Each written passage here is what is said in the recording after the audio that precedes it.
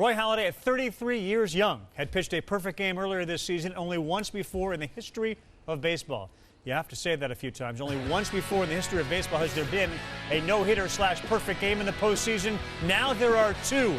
Roy Halladay dealing with the Cincinnati Reds in Game 1 of the division series in Philadelphia, and he was as advertised. The likely National League Cy Young winner was facing Edinson Volquez. He got through the top half. Maybe the key at bat of the game was Halladay's in the second inning when he delivered a hit.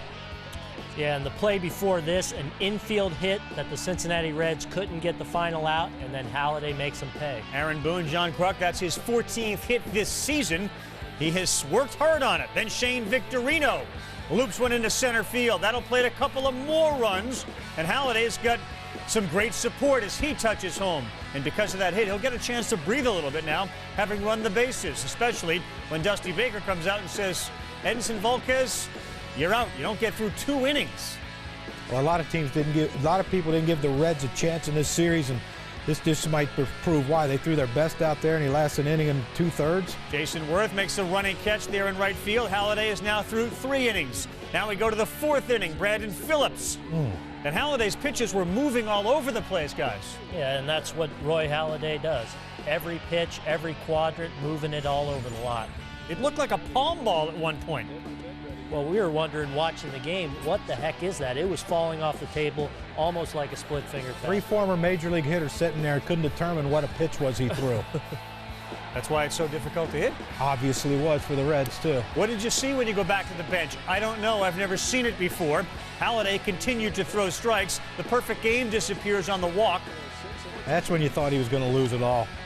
He seems to lose control. And Stubbs grounds out to end that inning with Bruce sliding in. So Halladay is through 5 innings to the 6th inning now in a 4-0 game. It's Phillips one more time.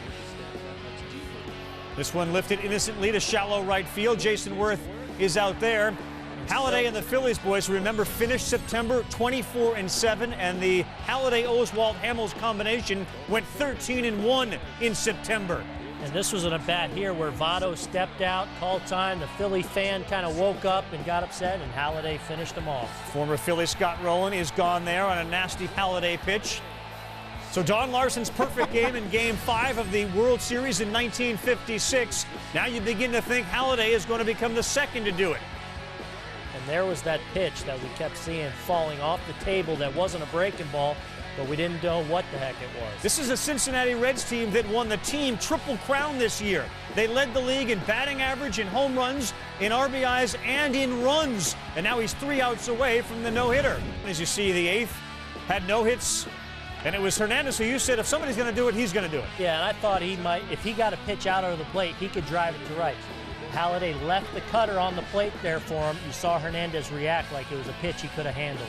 Another fly ball, and interesting, Wilson Valdez is at third. In the perfect game and this no-hitter, Placido Polanco, who is the regular third baseman, wasn't in either game. So Roy might ask for that his next outing. And a tough play here by Ruiz. The bat and the ball were kissing each other. Yeah, quietly a very good play by Chooch there as he had to deal with the bat and the spin. Made a nice barehanded play. Sorry, so the secret to the success, Polanco not playing third base, and of course the guy who was throwing, number 34, 33-year-old Roy Halladay, only the second no-hitter in postseason history. And what a start for the Philadelphia Phillies as they try to get to their 3rd consecutive World Series. What do you say for a guy who didn't allow a hit, who threw less than 105 pitches, 8 strikeouts in this game, and was completely dominant? Held Cincinnati to no hits. I guess you have to start with the stuff that he brought to the yard, and as an opposing hitter, what any type of attack game plan would have been as this game moved on. Well, I think like with Cliff Lee, you got to try and be aggressive with Roy Halladay because he is around the strike zone so much. He does throw so many strikes. But look, heading into today, we saw perhaps the pitcher of the decade. The big question was, how was he going to respond to his first playoff start after so many dominant seasons? Well, he answered that question with a bang and got the prohibitive favorites to win the World Championship off on a great note, pitching all his pitches to every quadrant of the strike zone, which he does better than any pitcher in all of Major League Baseball. And anyone who says it looked easy, it may have looked easy. None of this is easy. And given the track record of the Reds this year, it's really difficult to do what he just did and made it look that way. Yeah, they got the MVP more than likely in Joey Votto. Jay Bruce hit a clutch home run in the 8th inning off Roy Halladay earlier in the season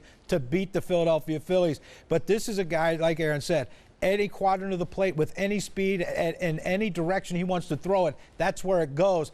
Give himself a lot of credit, though, because Carlos Ruiz is a catcher, and you hear these guys talk about Carlos Ruiz during the season, how they don't shake him off, they trust him explicitly because he studies, he watches film.